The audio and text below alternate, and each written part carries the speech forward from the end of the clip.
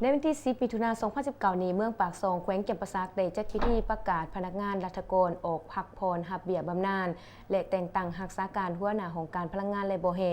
รักษาการหัวหน้าของการยุติธรรมขึ้นอยู่ที่สโมสรเมืองภายใต้การเป็นประธานของท่านนางบนคำเวิร์นโพคำคณะประจำพรรคเมืองประธานกวดกาพรรครัฐเมืองปากซองมีบรรดาทานในคณะพรรคเมืองหัวหน้าแผนกการของแขวงหัวหน้าคณะของการออมค้างและพนักงานลักแรงขะหวมในพิธีทานบุญโกงเกี่ยวสีดาเพ่งกรรมการพรรคเมือง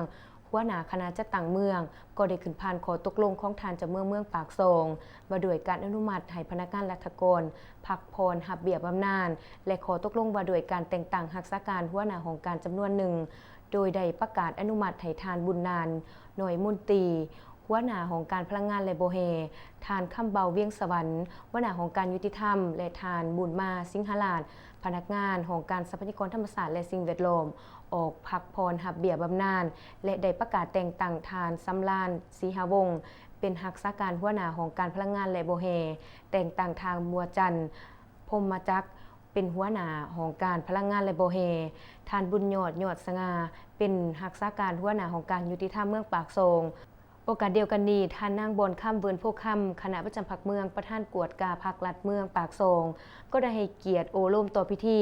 ซึ่งทานได้ยองโยส้มเซยต่อผลงานของบรรดาทานที่ออกพักผ่อนรับเบี้ยบำนาญต่อการประกอบส่วนปกปักรักษาและสานสาพัฒนาประเทศชาติในระยะที่ผ่านมา